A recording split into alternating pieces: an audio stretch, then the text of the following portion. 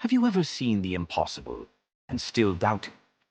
What if rivers turned to blood, fire rained from the sky, and seas split in two? Would you trust God then? This is the final chapter of Moses' journey, a story of courage, rebellion, miracles, and a mountain that trembled at the voice of God. The desert winds whispered as Moses stood before Pharaoh. Years had passed since he fled Egypt, a fugitive. Now he returned, a shepherd, not with an army, but with a command from heaven. He stood in the great halls of power. The floors gleamed, the walls bore carvings of conquest. Servants bowed low, but Moses did not kneel. He spoke with the authority of the living God. "Let my people go, that they may hold a feast to me in the wilderness." Pharaoh scoffed, "Who is the Lord that I should obey him? I will not let Israel go." And so began a battle, not of swords, but of wills, not between Moses and Pharaoh, but between Pharaoh's pride and the power of God. God's response was swift. The Nile, the river of life, turned to blood. Frogs invaded homes, gnats rose from the dust. Flies swarmed except in Goshen, where God's people dwelt in peace. The animals died. Boils tormented every Egyptian. Hail and fire tore through the sky. Locusts devoured what was left. Darkness fell for 3 days, thick and terrifying.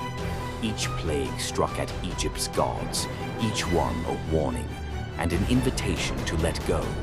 But Pharaoh's heart remained hard. Then came the final blow. God warned, "About midnight I will pass through Egypt. Every firstborn son will die." But to his people he gave a command. "Take a lamb without blemish. Mark your doors with its blood. When I see the blood, I will pass over you." That night Egypt cried out in anguish. But in the homes marked by the blood, there was silence, mercy, protection, and Pharaoh finally relented. Freedom had come. The people of Israel marched out, a nation of slaves, now a people of promise. With unleavened bread in their hands and the bones of Joseph by their side, they walked into the wilderness. God went before them, a pillar of cloud by day, a pillar of fire by night. But Pharaoh's heart turned again. With 600 chariots, he pursued them to the sea. Trapped between water and war, the people cried out. But Moses stood firm. "Do not be afraid. Stand still and see the salvation of the Lord." And God split the sea. The waters rose like walls, and Israel walked through on dry ground. Pharaoh's army followed, but the sea returned to its place. Not one survived. On the other side, the people rejoiced. "The Lord is our strength, our salvation. The horse and its rider he has thrown into the sea." But freedom brought new trials. The desert was harsh, water was scarce. The people grumbled. Moses cried to God, and from a rock water flowed. Then came hunger. God sent manna, bread from heaven, and quail, meat in the wilderness. God was not just their deliverer, he was their provider.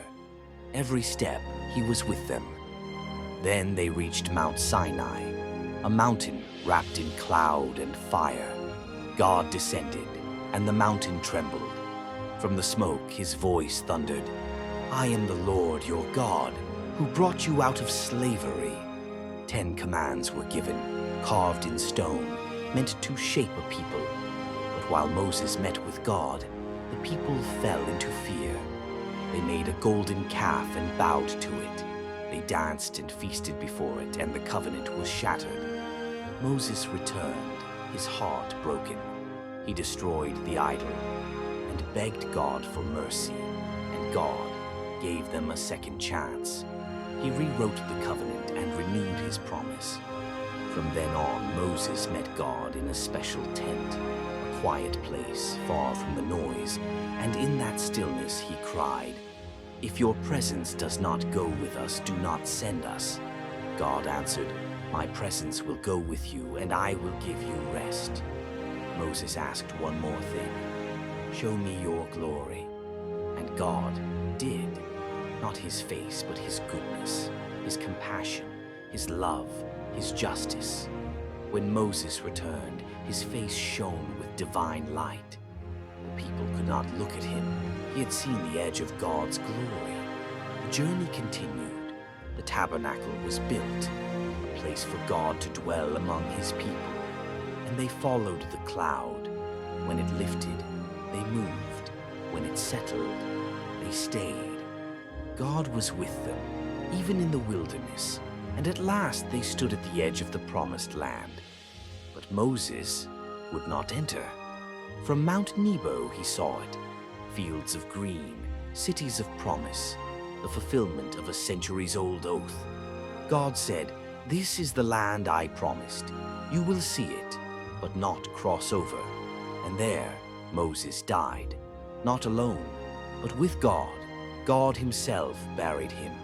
Moses, the baby drawn from water, the man who stood before kings, the prophet who met with God face to face. His story is not just ancient history. It is a reminder that God uses the weak, the broken, the doubting, and the wandering to do mighty things. He still leads. He still parts seas. He still provides in the wilderness. He still speaks from the fire. What part of Moses' journey spoke to your heart the most? Was it the burning bush, the Red Sea miracle, or God's voice thundering from the mountain? We'd love to hear your thoughts in the comments below. Your story matters. Just like Moses, God is still writing it. If this story inspired you, please give it a thumbs up. Share it with someone who needs to hear it. And don't forget to subscribe to Animated Gospel for more powerful Bible stories every day. Thank you for watching, and may God continue to lead your journey.